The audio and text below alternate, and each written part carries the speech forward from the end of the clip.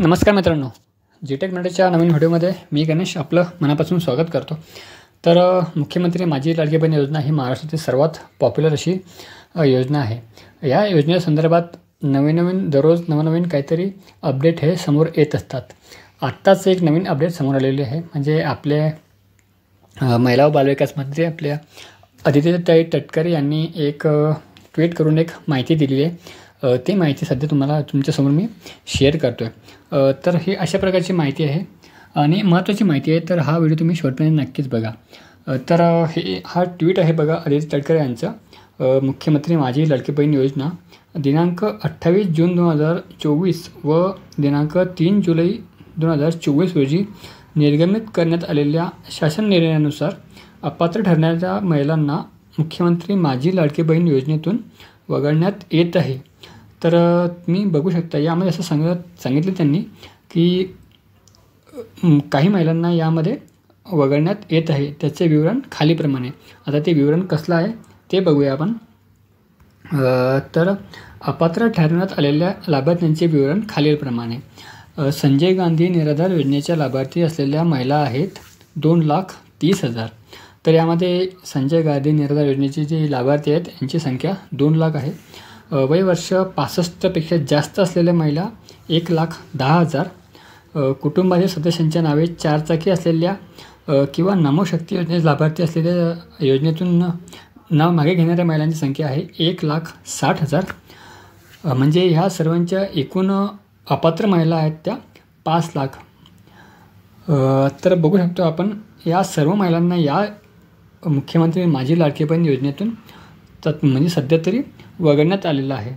सर्व पात्र महिलांना यामध्ये मुख्यमंत्री माझी लाडकी बहीण योजनेचा लाभ देण्यासाठी महाराष्ट्र शासन हे कटिबद्ध असणार आहे, असं काहीसं ट्विट सध्या आता आपल्या मंत्री अदितीताई तटकरे यांनी केलेलं आहे.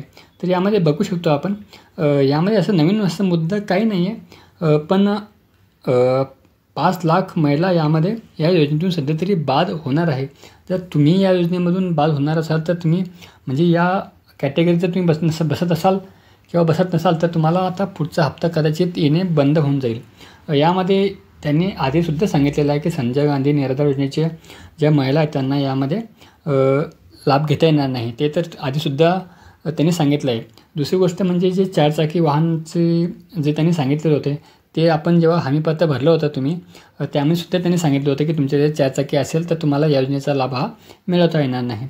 दुसरी गोष्ट म्हणजे तुमचं वर्ष जर 65 वर्षापेक्षा जास्त असेल तर साहजिकच तुम्हाला या योजनेचा लाभ घेता येणार नाही. ह्या जे मुद्दे आहेत ना, हे मुद्दे अदितीताई तटकरे यांनी जेव्हा म्हणजे ही स्कीम सुरू झाली होती तेव्हासुद्धा यामध्ये सांगितलेलं आहे. यातच नवीन असं काही नाही आहे, पण एक आकडा जो बघितला आपण तर एकूण अपात्र महिलांचा आकडा हा जवळपास 5 लाखांच्या आसपास आहे. तर या महिलांना यामध्ये आता वगळण्यात आलेलं आहे. ह्याने डिक्लेअर करून टाकलेलं आहे यामध्ये की या महिला आता यामध्ये पात्र असणार नाही. कदाचित तुमचं नाव यामध्ये कदाचित असू शकतं नसू शकतं, ते तुम्ही नक्कीच चेक करू शकता. तर हीच महत्त्वाची माहिती तुम्हाला यामध्ये द्यायची होती आणि हे लेटेस्ट ट्विट आहे आपले मंत्री अदितीताई तटकरे यांचं.